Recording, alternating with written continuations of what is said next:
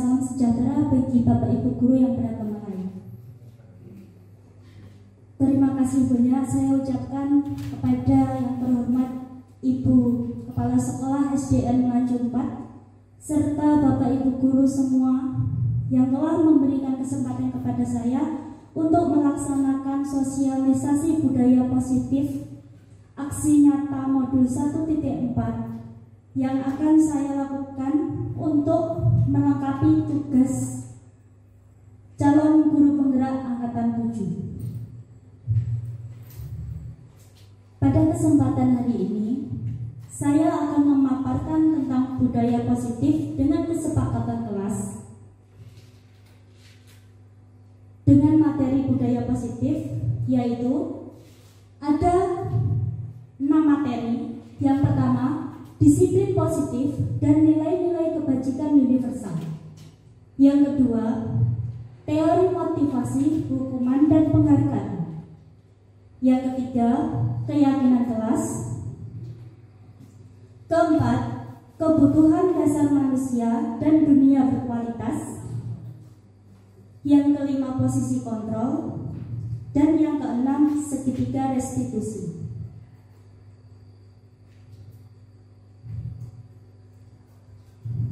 Budaya positif. Menurut pendidikan menurut Ki Hajar Dewantara, menuntut segala kekuatan kodrat yang ada pada anak agar mereka dapat mencapai keselamatan dan kebahagiaan yang setinggi-tingginya, baik sebagai manusia maupun sebagai anggota masyarakat. Budaya positif, nilai, keyakinan, dan kebiasaan di sekolah yang berpihak pada murid agar dapat berkembang menjadi pribadi yang kritis, penuh hormat, dan bertanggung jawab. Perubahan paradigma dalam membangun budaya positif sekolah dapat menyediakan lingkungan yang positif, aman, dan nyaman agar siswa mampu berpikir, bertindak, dan menciptakan dengan merdeka, mandiri, dan bertanggung jawab.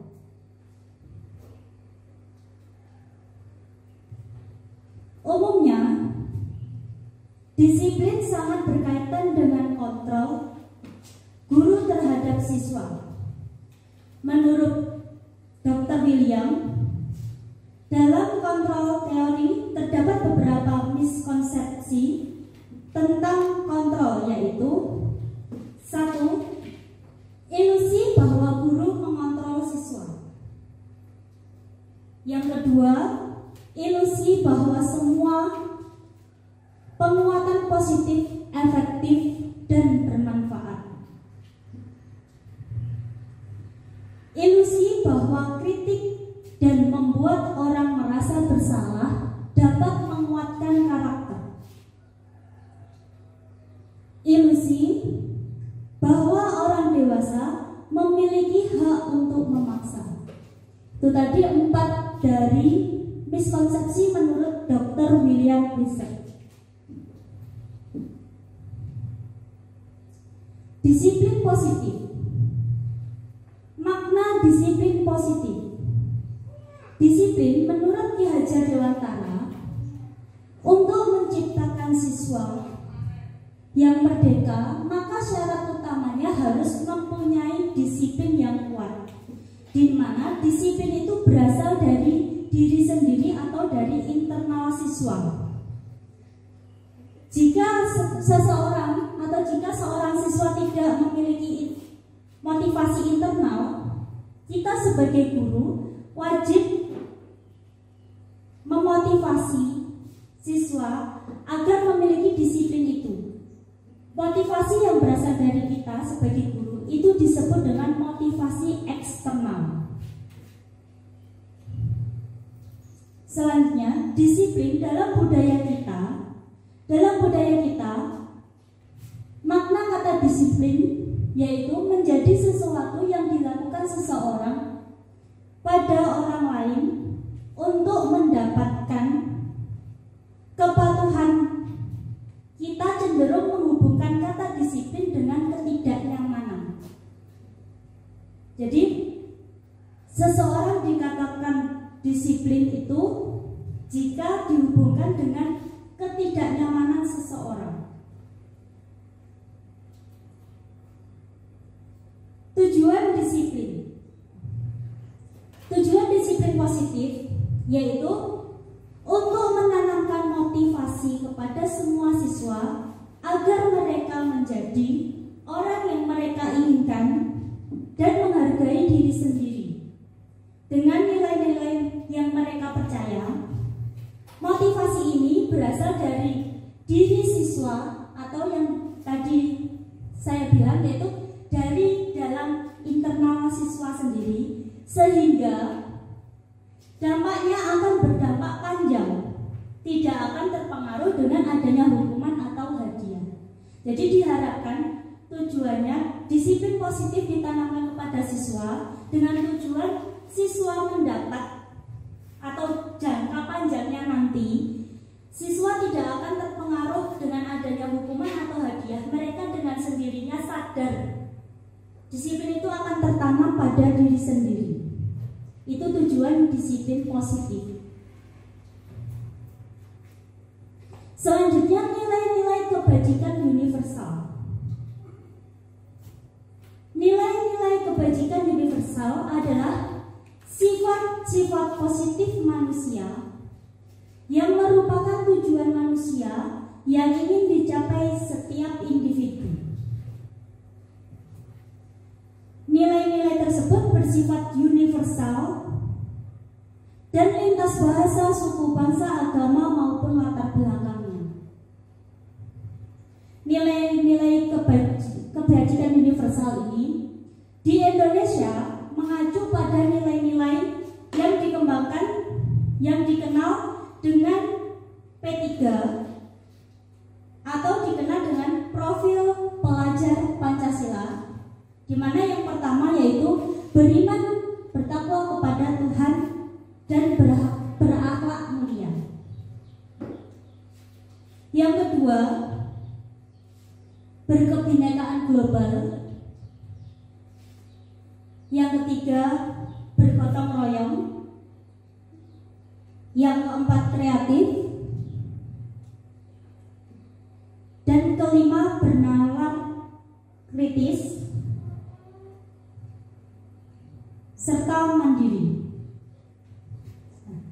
Ini merupakan nilai-nilai kebajikan yang sekarang diterapkan oleh pemerintah di sekolah-sekolah dengan tujuan nilai kebajikan ini bisa menjadi nilai kebajikan universal bagi para pelajar Indonesia.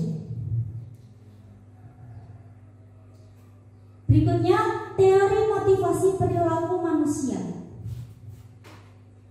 Menurut Diana Gossen, teori perilaku manusia ada 3.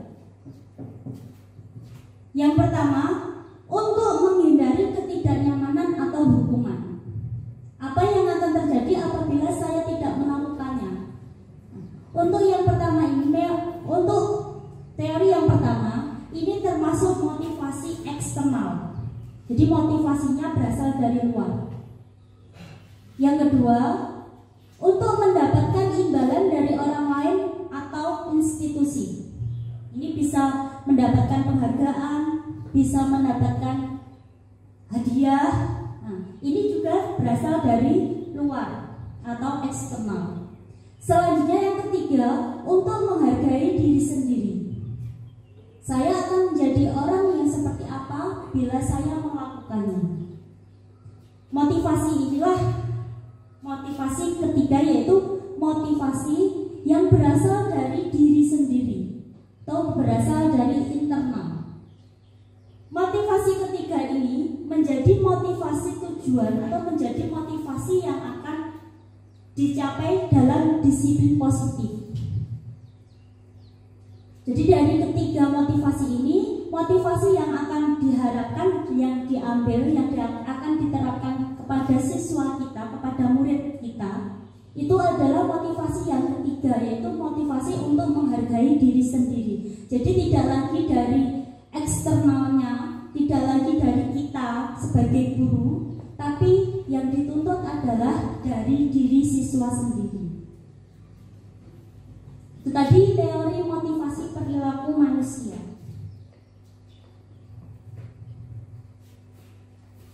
Selanjutnya hukuman.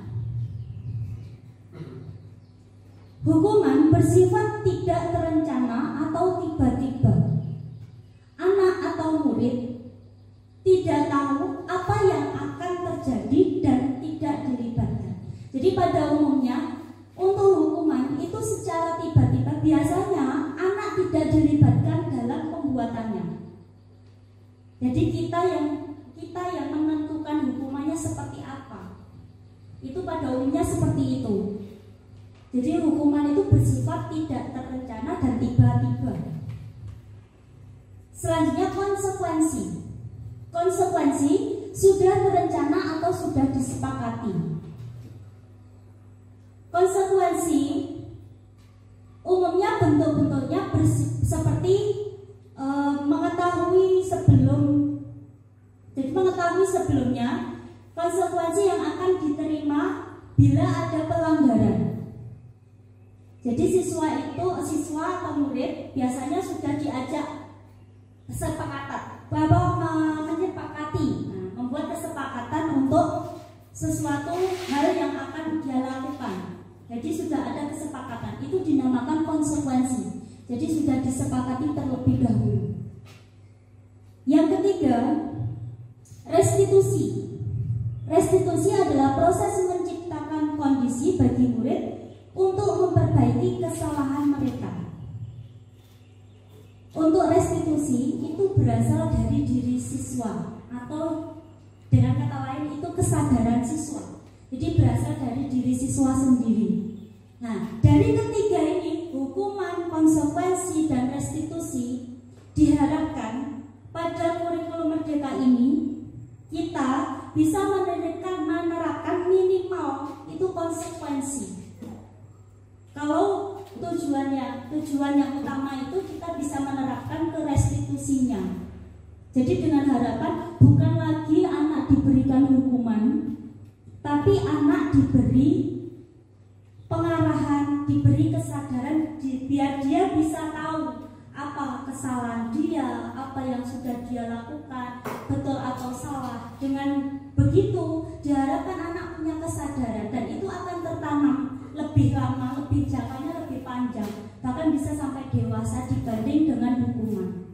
Karena hukuman sendiri bersifat sementara. Biasanya setelah dihukum, besoknya pasti anak lupa. Jadi dari ketiga ini, hukuman, konsekuensi, dan restitusi, kita diharapkan bisa menjalankan restitusinya. Tapi untuk mengawali itu bisa diterapkan terlebih dahulu konsekuensi.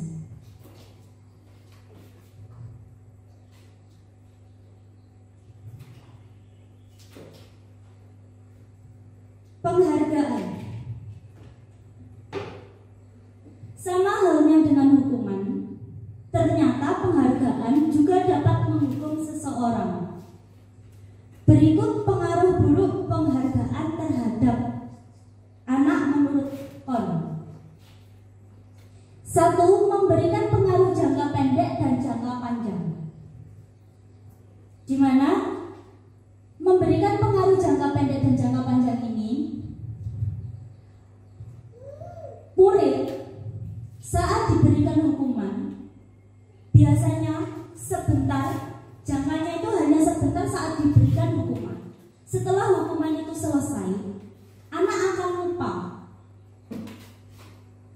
Dia akan mengulang kembali kesalahan yang sama. Jadi jangkanya tidak bisa jangka panjang.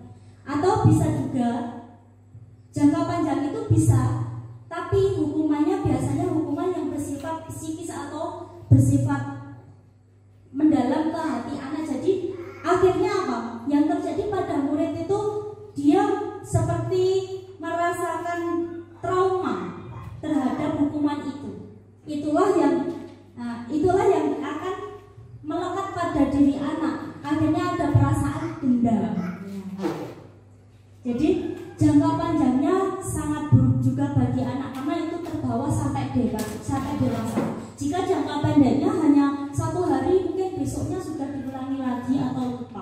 Itu hukuman yang bersifat memberikan pengaruh jangka panjang dan jangka pendek.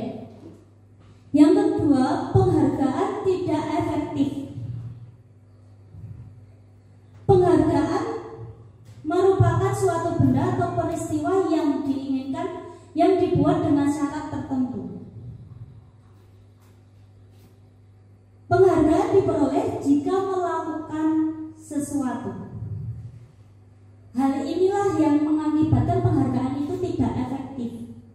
Karena anak atau murid cenderung mau melakukan sesuatu jika ada penghargaan itu atau ada embel-embel hadiah. Contoh di kelas, seumpama anak diminta maju ke depan, silakan maju ke depan bagi yang mampu, nanti ibu beri permen, seperti itu. Dia akan mau maju jika diberi permen, tapi jika tidak diberi permen dia tidak mau maju. Ini kurang efektif karena setelah itu anak akhirnya jadi terpaku.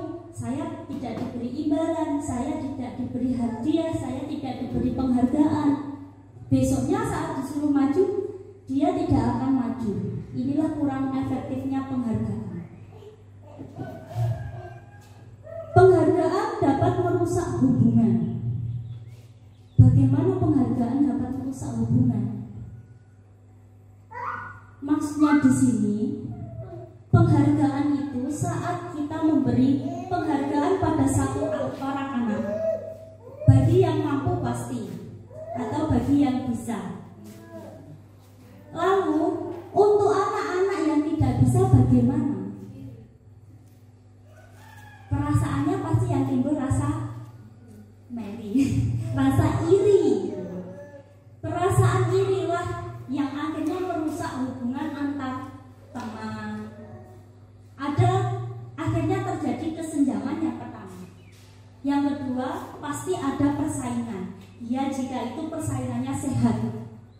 Tapi kalau persaingan itu akan berdampak negatif, itu yang akan merusak mental anak.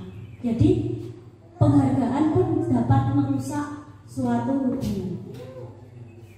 Selanjutnya, penghargaan mengurangi ketepatan. Maksudnya di sini, saat anak atau murid diberi penghargaan, kecenderungannya anak yang menginginkan atau berambisi untuk mendapatkan suatu penghargaan, itu justru anak cenderung konsentrasinya lebih menurun dibanding dengan anak yang tidak terlalu berambisi untuk mendapatkan penghargaan. Jadi penghargaan mengurangi ketepatan karena ambisi anak atau ambisi murid itu cenderung merusak konsentrasi siswa. Sehingga nanti saat dia mengerjakan sesuatu karena konsentrasinya sudah rusak karena ambisinya, saya harus mendapat penghargaan, saya harus mendapat penghargaan, dia akhirnya tidak fokus dengan apa yang dia kerjakan. Inilah mengapa penghargaan itu mengurangi ketepatan. Selanjutnya, penghargaan menghukum. Ternyata penghargaan ini juga bisa dikatakan menghukum bagi siswa. Bagaimana kok bisa penghargaan ini menghukum? Bagi siswa yang bisa melaksanakan tugas dari kita, mungkin akan merasa senang, merasa nyaman, merasa bangga. Tapi bagi anak yang tidak bisa melaksanakan ini, dia akan semakin tertekan. Tekanan inilah yang dikatakan menghukum anak. Dan ternyata jadi bukan hanya sekedar hukuman, penghargaan pun ternyata juga bisa berdampak negatif bagi murid kita. Jadi itu tadi, ada hukuman, ada penghargaan. Selanjutnya, keyakinan kelas. Keyakinan merupakan nilai-nilai kebaikan atau prinsip-prinsip yang disepakati secara universal. Orang akan lebih semangat atau tergerak untuk melaksanakan keyakinannya daripada hanya mengikuti aturan. Ini mungkin kita sendiri menerapkannya seperti itu. Saat aturan, itu bahkan ada yang bilang peraturan itu untuk dilanggar. Tapi akan berbeda jika itu berupa keyakinan atau kesepakatan yang sudah berasal dari kesepakatan kita, yang berasal dari keyakinan kita sendiri. Beda antara keyakinan dan keyakinan dengan peraturan.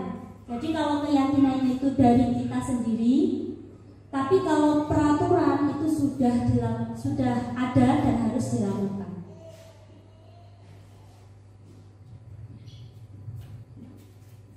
Langkah-langkah pembentukan keyakinan kelas. 1. Memberi kesempatan kepada semua siswa untuk berpendapat. Jadi Bapak Ibu, kalau ingin membuat keyakinan kelas, biasanya keyakinan kelas ini akan membentuk suatu kesepakatan kelas. Jadi yang pertama, bisa memberikan kesempatan kepada semua siswa untuk berpendapat. Jangan pernah membatasi pendapat siswa. Biarkan siswa berpendapat sebebas-bebasnya. Yang kedua, mencatat semua masukan siswa di papan tulis, dengan tujuan agar semua siswa bisa membacanya. Yang ketiga, menyusun keyakinan kelas sesuai prosedur pembentukan keyakinan kelas. Jadi setelah dicatat, disusun, kemudian meninjau kembali daftar pendapat yang telah dicatat tadi. Jadi ditinjau kembali, karena itu tadi pendapat dari siswa. Jadi tidak semua pendapat siswa pun juga bagus untuk disepakati. Jadi memang harus kita tinjau dulu sebelum kita sepakati bersama. Yang kelima, meninjau ulang keyakinan kelas secara bersama-sama. Jadi setelah ditinjau dari daftarnya, ditinjau secara bersama-sama. Nah, setelah keyakinan kelas selesai dibuat, maka semua anggota kelas dapat meninjau ulang dan menyetujuinya dengan menandatanganinya. Jadi tanda tangannya bukan hanya guru tapi juga siswa. Dengan harapan inilah keyakinan kelas yang sudah dibuat bersama, dengan tujuan nanti kesepakatan kelas atau keyakinan kelas ini akan dilaksanakan bersama-sama. Karena sudah ada tanda tangannya dari Bapak Ibu ataupun dari siswa sendiri atau dari murid sendiri.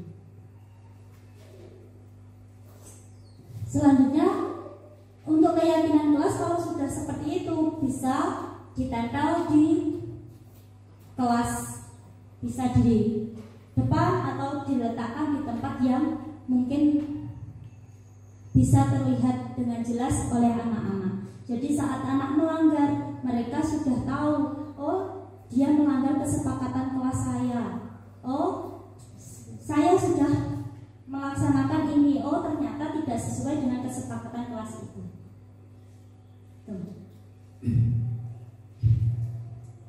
Ini keyakinan kelas dapat ditempel di dinding kelas agar mudah untuk dilihat. Contoh keyakinan kelas. Nah, ini contoh keyakinan kelas dari kelas 1 dan kelas 5.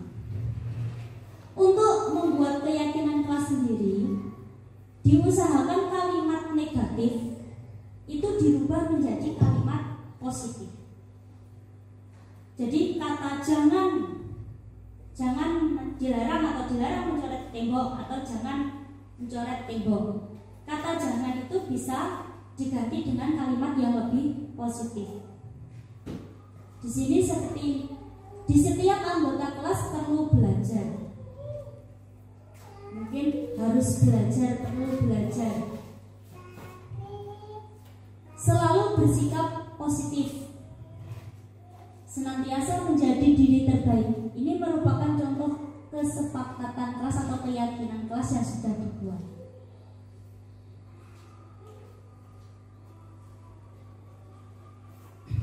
Selanjutnya, kebutuhan dasar manusia dan dunia berkualitas.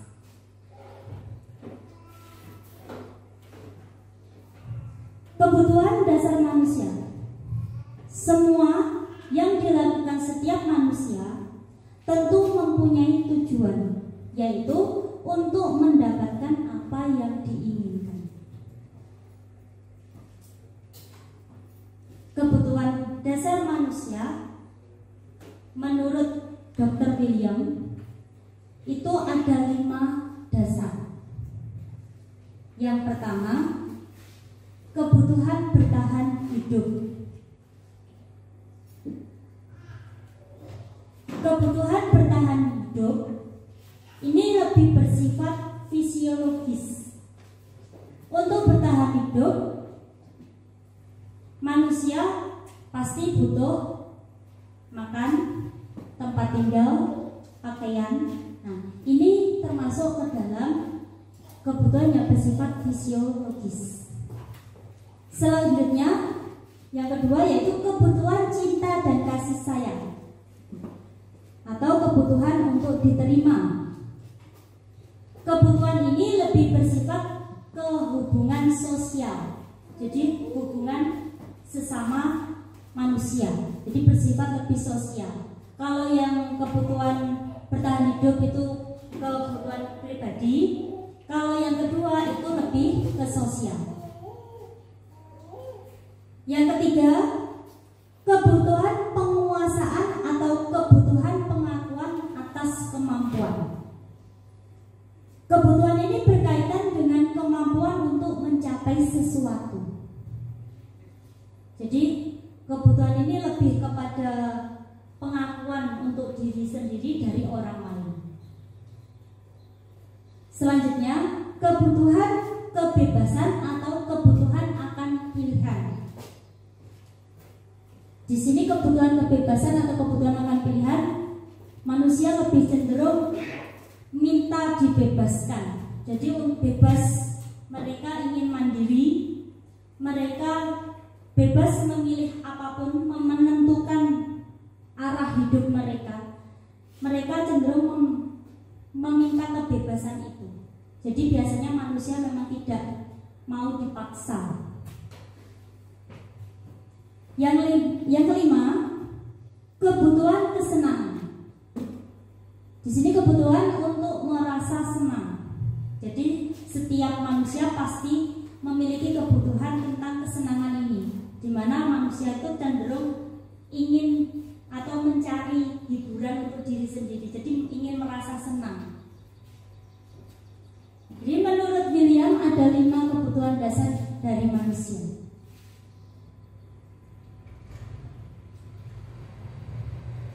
Ketika seorang murid melakukan suatu perbuatan yang bertentangan dengan nilai-nilai kebajikan atau melanggar peraturan, hal itu sebenarnya dikarenakan mereka gagal dalam memenuhi kebutuhan dasar mereka. Karena manusia cenderung tadi 5 dasar kebutuhan ini, setiap manusia pasti ingin memenuhi kelima ini. Begitu juga dengan murid-murid kita.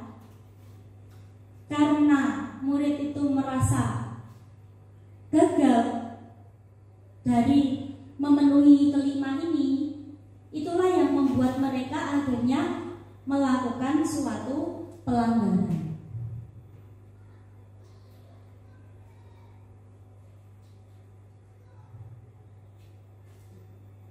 Dunia berkualitas. Dunia berkualitas adalah tempat khusus dalam pikiran Anda.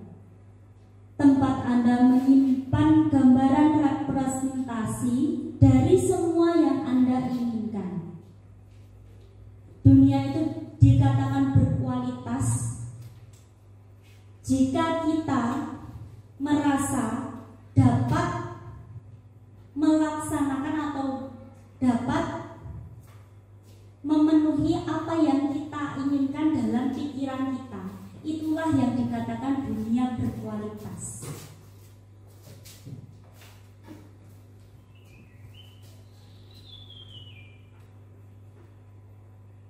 Dunia tempat Anda menyimpan semua yang Anda inginkan. Dunia membuat Anda merasa bahagia. Jadi dunia berkualitas ini tempat khusus dalam pikiran Anda yang dapat menyimpan semua yang Anda inginkan. Jadi menurut kita dunia berkualitas itu yang terpenuhi ini. Jadi yang bisa membuat kita merasa bahagia, yang ada semua yang kita inginkan, itulah dunia berkualitas. Dunia berkualitas, dunia yang dapat memenuhi kebutuhan dasar kita. Murid kita juga mempunyai gambaran tentang dunia berkualitas mereka. Murid akan meletakkan dirinya sendiri sebagai individu yang positif dalam dunia berkualitas karena mereka menghargai nilai-nilai kebajikan itu.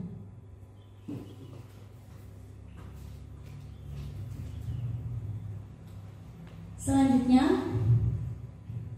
5 posisi kontrol. Menurut Diana Gossen, terdapat 5 posisi kontrol seorang guru terhadap siswanya. Yang pertama yaitu penghukum. Jadi ini 5 posisi kontrol seorang guru. Yang pertama penghukum. Seorang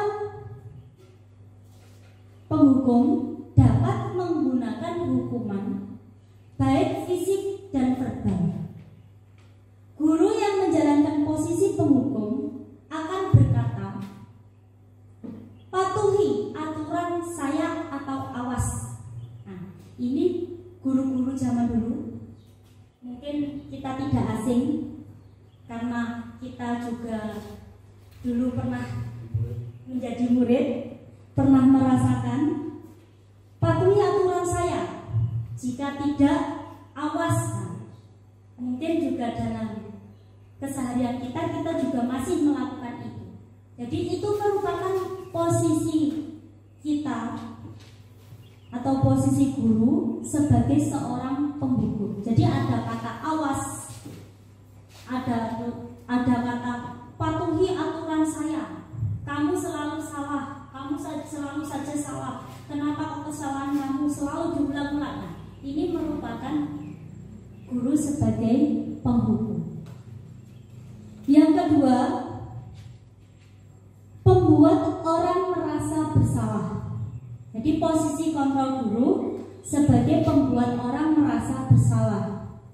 Pada posisi ini biasanya guru akan bersuara lebih lembut. Jadi kalau yang penghukum itu biasanya suaranya tinggi.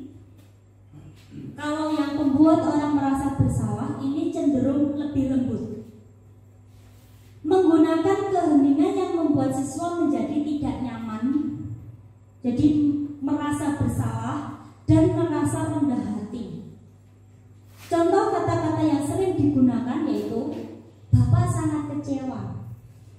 Berapa kali ibu harus memberitahu kamu ya? Jadi biasanya menggunakan bahasa atau suara yang lebih lembut dibanding dengan penghukum. Kalau penghukum itu cenderung intonasinya tinggi karena biasanya dengan emosi. Jadi dengan marah, nada tinggi. Tapi untuk membuat orang merasa bersalah ini cenderung lebih lembut. Untuk posisi kontrol ketiga yaitu sebagai teman. Dalam posisi ini guru tidak akan menyakiti murid, tetapi akan selalu berusaha mengontrol siswa melalui persuasi atau pendekatan. Posisi ini dapat berdampak positif dan negatif. Positifnya, hubungan antara guru dan siswa menjadi lebih baik. Itu positifnya. Contoh kata-katanya seperti contoh kata-kata dalam posisi ini, guru sebagai teman itu biasanya seperti ini. Ayo bantulah demi ibu ya. Ayo, ingat tidak semua bantuan ibu selama ini. Jadi hubungan antara guru dan murid itu memang terbentuk untuk posisi ini. Hal negatifnya yaitu bila guru tidak dapat membantu, maka siswa akan merasa kecewa. Selain itu, biasanya siswa lebih cenderung untuk tidak mau dengan guru lain jika bukan guru yang tadi atau guru yang punya posisi kontrol ini. Jadi hanya cenderung pada salah satu guru saja. Jadi yang bisa diajak sebagai teman ya dia yang lebih dekat dengan murid itu. Itulah negatifnya posisi kontrol guru sebagai teman. Jadi ada positifnya, ada negatifnya. Positifnya hubungannya lebih baik, tapi negatifnya juga guru akhirnya cenderung murid cenderung untuk memilih salah satu guru saja. Yang keempat, posisi kontrol guru sebagai monitor atau pemantau. Posisi pemantau berdasarkan peraturan-peraturan dan konsekuensi dengan memisahkan hubungan pribadi.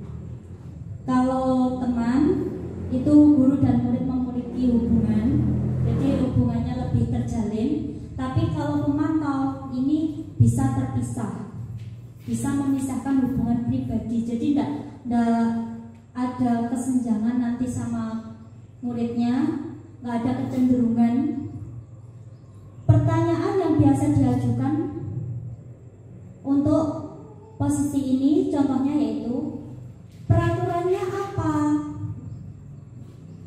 Apa yang telah kamu lakukan?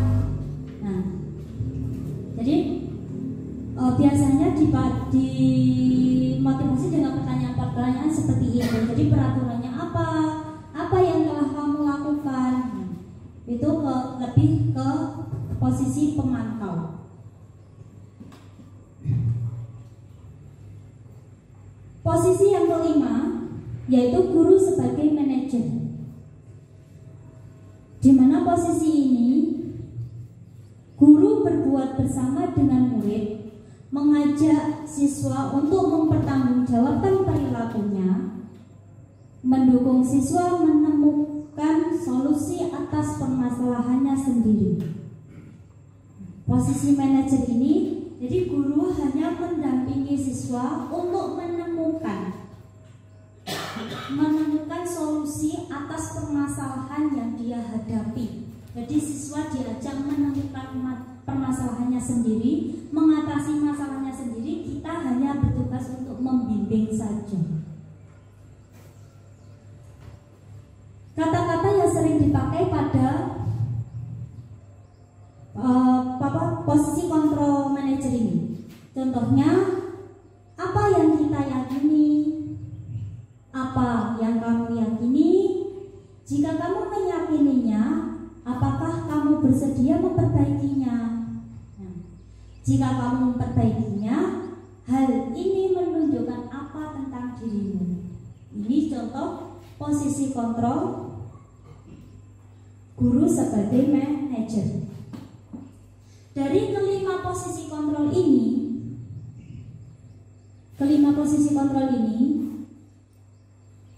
yang diambil dari 5 ini adalah 4 dan 5. Jadi tujuan akhirnya yang diminta kita sebagai guru sekarang ini bisa menerapkan posisi kita sebagai pemantau, dan lebih bagus lagi kalau kita bisa menerapkan diri kita sebagai seorang manajer.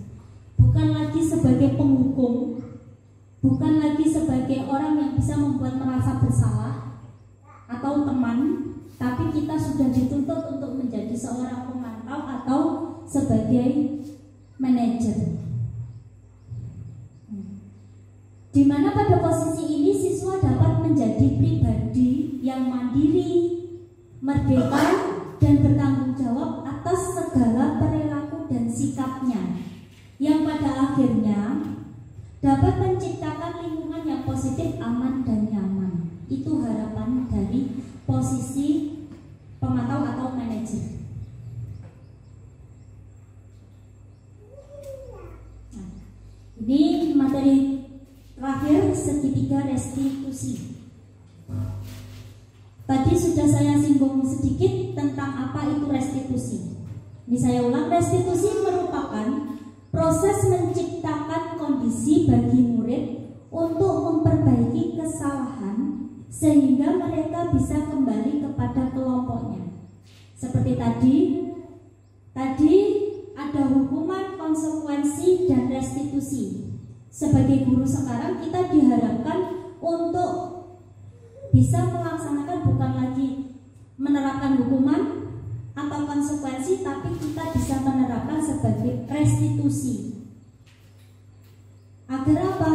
Kita bisa membangkitkan murid kita, membuat murid kita bisa memperbaiki kesalahan mereka tanpa kita beritahu. Jadi kesadaran itu sudah muncul dari diri siswa sendiri. Itulah tujuan restitusi tadi.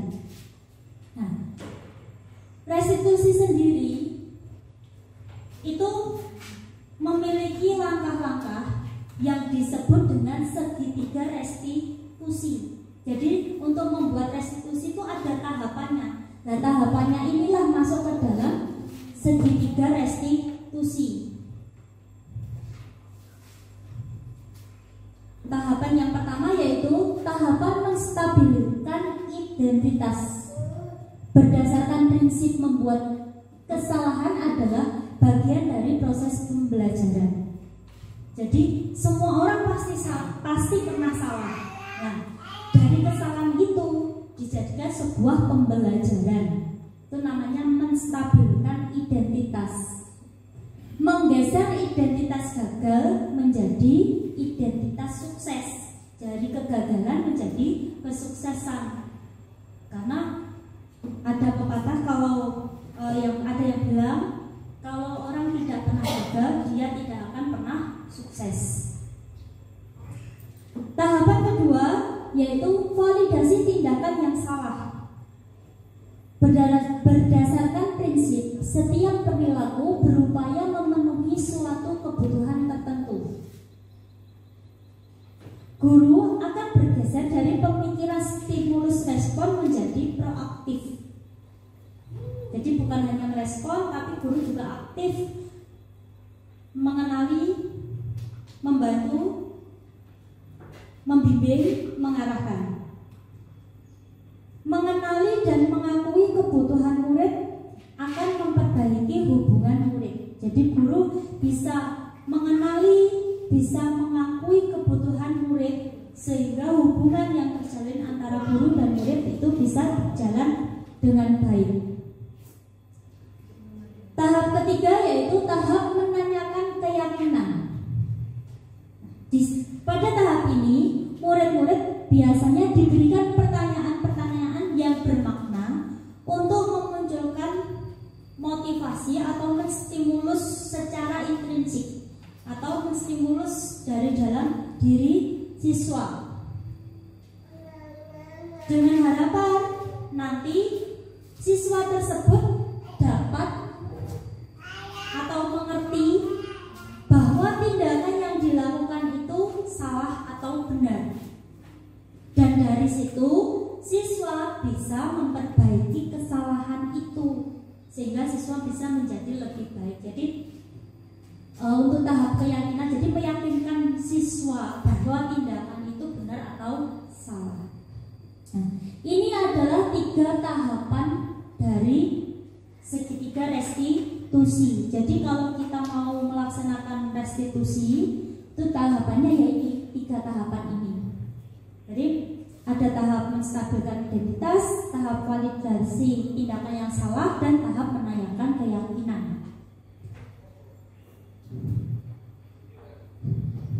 Assalamualaikum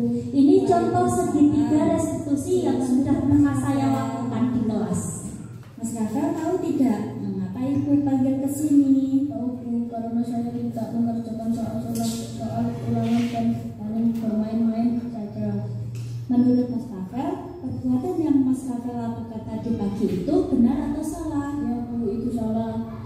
Setiap orang pasti pernah melakukan kesalahan. Baiklah, kita akan menyelesaikan masalah ini bersama-sama. Ya Bu. Baiklah, Mas Rafael pasti punya alasan mengapa melakukan itu. Sekarang ceritakan pada Ibu, apa alasanmu? Saya hanya mencari kesenangan aja Bu. Apa dengan melakukan itu kamu sudah merasa senang? Ya Bu. Memang bermain itu menyenangkan, tetapi jika itu dilakukan saat pembelajaran, itu akan merugikan diri sendiri dan orang lain.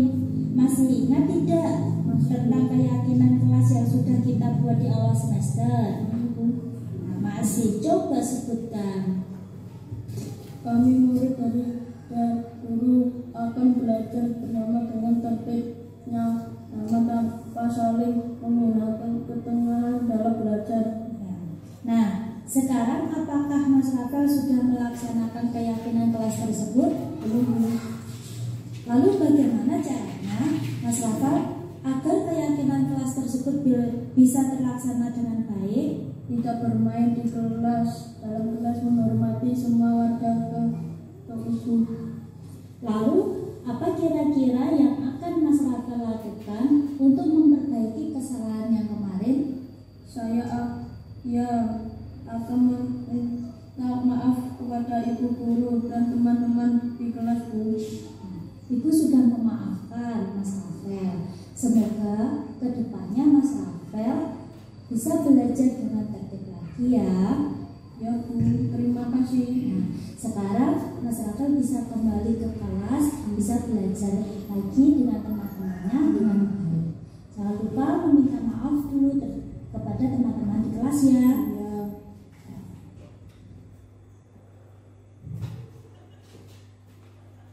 Ini tadi merupakan contoh segitiga restitusi yang sudah saya lakukan. Di sini saya membuat pertanyaan-pertanyaan yang dapat menstimulus atau membangkitkan kesadaran siswa. Siswa jadi tahu salah atau tidak tindakan yang dia lakukan. Dengan seperti itu mereka menyadari kesalahannya dan mereka juga berusaha untuk berusaha memperbaiki kesalahan yang sudah dilakukan dan dengan harapan tidak akan diulangi lagi. Semua itu dibuat oleh siswa dari diri siswa sendiri tanpa adanya kita paksa, tanpa kita harus menghukum atau tanpa harus kita paksa untuk mengikuti kita. Tapi dari kesepakatan kelas, dari keyakinan kelas yang sudah mereka buat, selanjutnya terus kita buat pertanyaan yang mengacu dari kesepakatan kelas itu. Bagaimana, apakah sudah ditetapkan atau belum, sudah dilaksanakan atau belum. Nah, dari situ siswa jadi tahu dia salah atau tidak dan bagaimana dia memperbaiki hingga akhirnya dia bisa mau meminta maaf dan berjanji tidak akan mengulangi lagi. Itulah harapan dari segitiga restitusi ini. Demikian contoh segitiga restitusi yang sudah saya lakukan. Mungkin dari Bapak Ibu ada pertanyaan terkait pemaparan yang sudah saya lakukan. Monggo. Bu.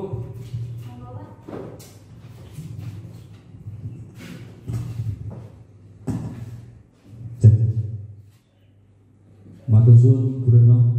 Niki bahasane campuran nggih, bahasa Indonesia, bahasa Jawa.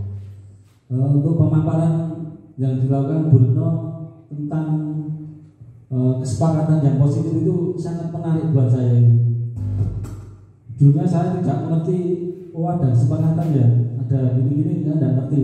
Karena saya kan dulu itu tahunya dari zaman-zaman dahulu. Ini agak melenceng dari kesepakatan kelas yang saya ketahui itu tentang peringkat yang tercantum di rapot anak-anak itu perlu dicantumkan apa tidak. Nah, untuk tolong dijelaskan pengaruh positif dan pengaruh negatifnya biar saya tahu, karena di lembaga yang lain itu ada yang mencantumkan, ada yang tidak. Matur suwun, matur mawon.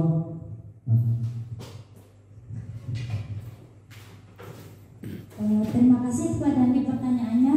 Mungkin dari teman-teman Bapak Ibu guru yang lain mungkin ada yang mau menanggapi, atau dari saya sendiri, ya.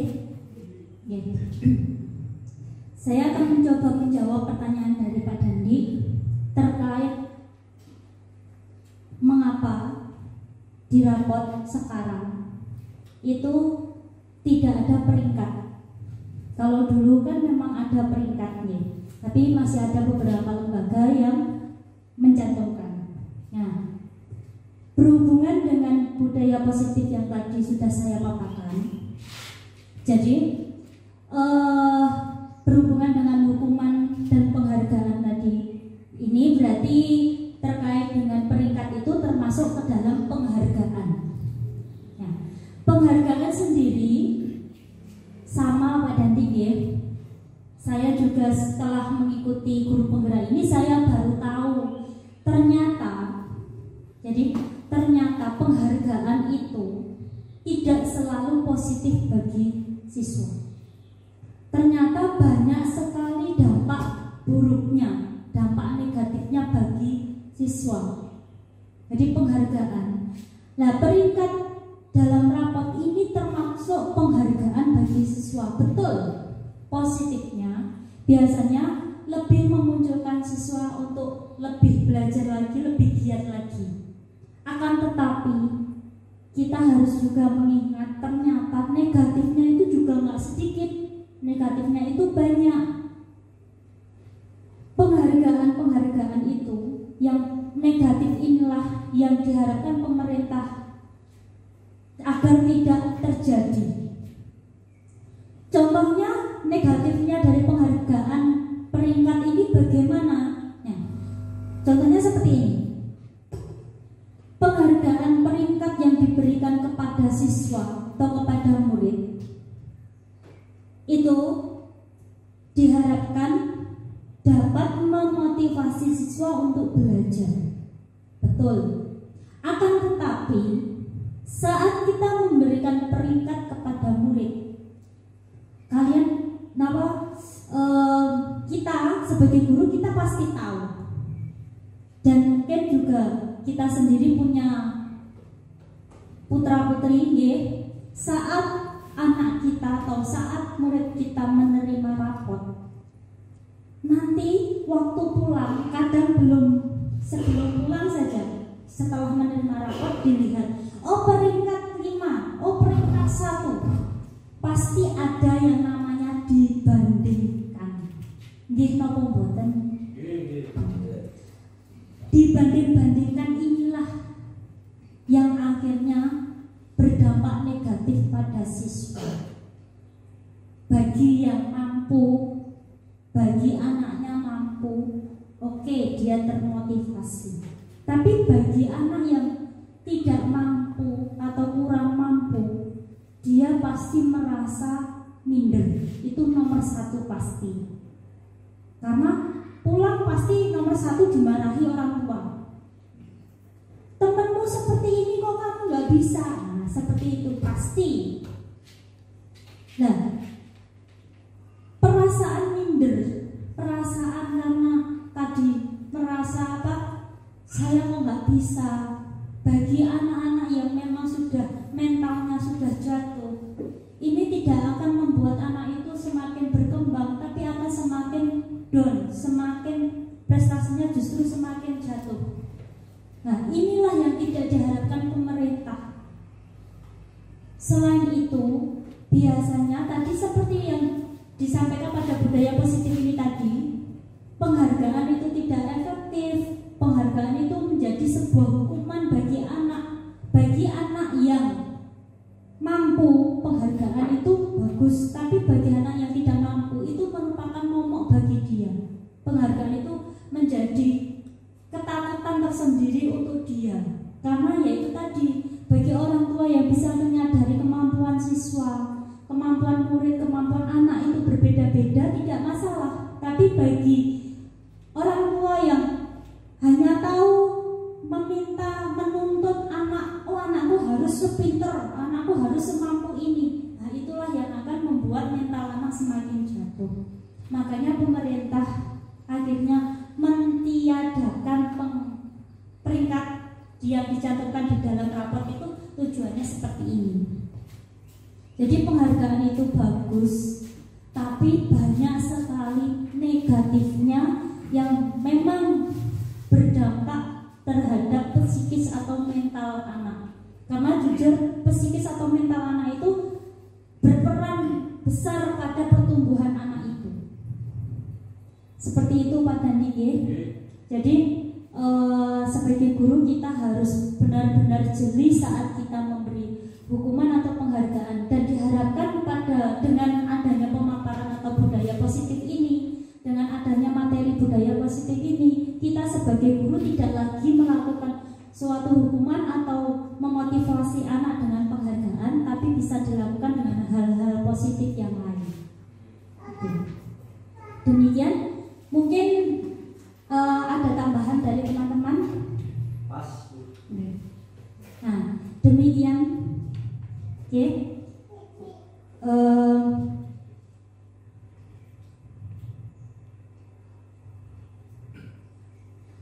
Demikian materi pemaparan materi yang saya bawakan, yaitu tentang pemahaman budaya positif. Saya berharap dengan pemaparan ini semoga apa yang saya sampaikan ini dengan kita paham apa itu budaya positif, kita nanti dapat melaksanakan atau kita dapat membuat kesepakatan-kesepakatan kelas di masing-masing kelas kita yang selanjutnya bisa memupuk rasa disiplin positif bagi siswa, sehingga anak didik kita atau murid-murid kita bisa terbentuk menjadi murid-murid yang memiliki karakter P3 atau karakter profil pelajar Pancasila. Jadi dengan budaya positif ini saya berharap kita sebagai bapak ibu guru, kita sebagai penuntun anak-anak, kita bisa memberikan arahan, memotivasi anak untuk mengembangkan disiplin positif pada diri anak, sehingga anak-anak bisa menjadi anak-anak yang berkarakter profil pelajar Pancasila. Demikian pemaparan dari saya. Apabila ada kurang lebihnya saya mohon maaf. Saya akhiri. Wabillahi taufiq wal hidayah. Wassalamualaikum warahmatullahi wabarakatuh.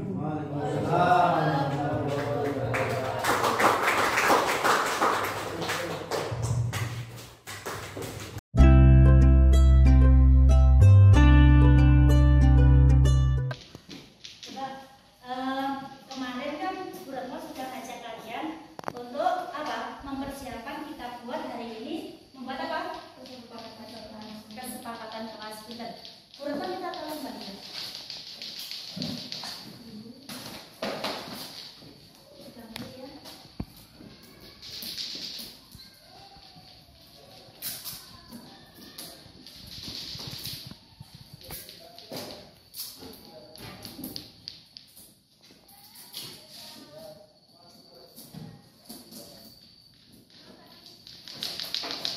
Kita buat kesepakatan kelas.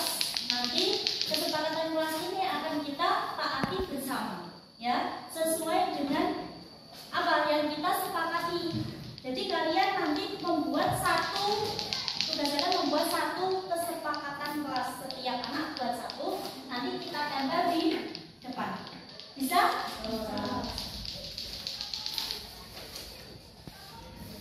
Silakan dibuat di sini. Ini Bu Retno bagi ke Pak Sami. Kalian buat, kalian bentuk. Kita bentuk ya.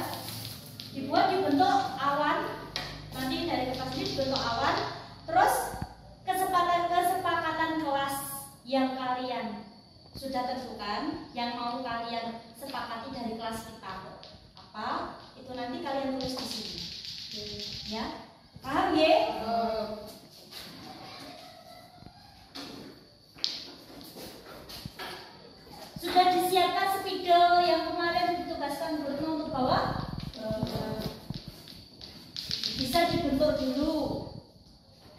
bisa dibentuk dulu,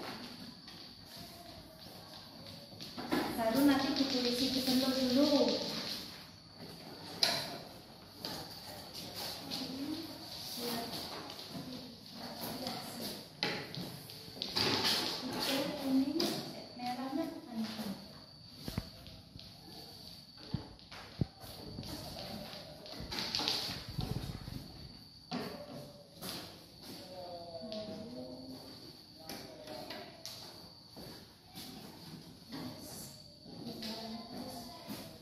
Sudah?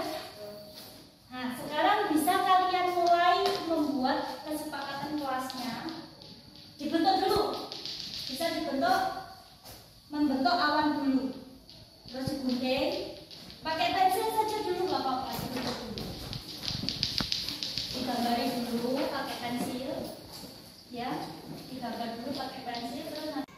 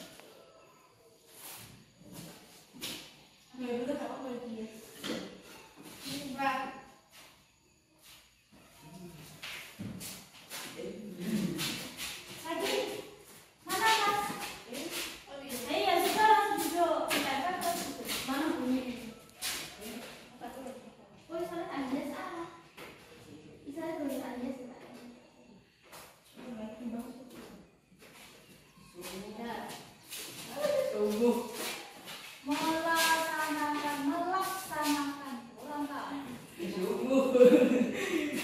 Iya. Akan naik, Mas. Nah.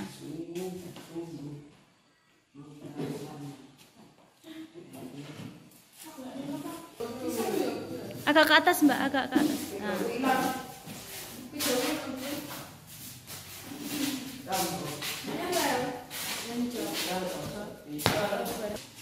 Nah. Sudah, ayo. Tempel.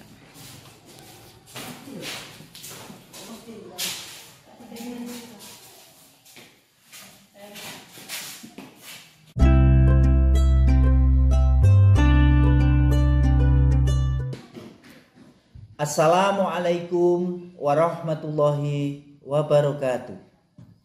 Saya Agus Setiawan, rekan sejawat dari Ibu Retno Juliani, peserta CGP Angkatan 7 dari SDN Melancu 4, Kecamatan Kandangan. Saya telah mendengarkan paparan dari beliau tentang penerapan budaya positif di sekolah, yang mana pada paparan tersebut sangat banyak saya temukan paradigma baru akan upaya penerapan budaya positif yang belum pernah saya temukan pada pembelajaran-pembelajaran sebelumnya. Dengan mempelajari modul ini sangat merubah mindset saya ke arah yang lebih positif dan menarik untuk terus dipelajari dan diterapkan di sekolah, khususnya di sekolah saya dan beliau mengajar. Pada paparan budaya positif tersebut telah disampaikan ada hal-hal tentang disiplin positif dan nilai-nilai kebajikan universal, teori motivasi, hukuman dan penghargaan, restitusi, keyakinan kelas, kebutuhan dasar manusia, dan dunia berkualitas, 5 posisi kontrol dan segitiga restitusi. Dari ke-6 pokok materi di atas sangat memiliki koneksi yang erat dan tidak dapat dipisahkan satu persatu agar dalam penerapannya dapat dilakukan secara utuh.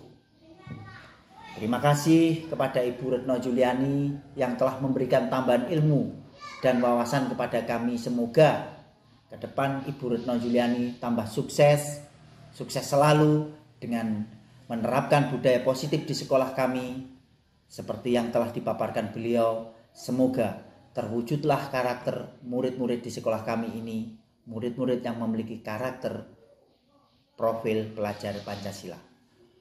Wassalamualaikum warahmatullahi wabarakatuh. Assalamualaikum warahmatullahi wabarakatuh. Saya Aurora Kaila Tunggal Dewi. Kemarin kami diajak oleh guru membuat kesepakatan kelas. Setelah adanya kesepakatan kelas, saya merasa lebih nyaman belajar di kelas. Selain itu, kelas menjadi lebih tertib dan lebih bersih. Wassalamualaikum warahmatullahi wabarakatuh.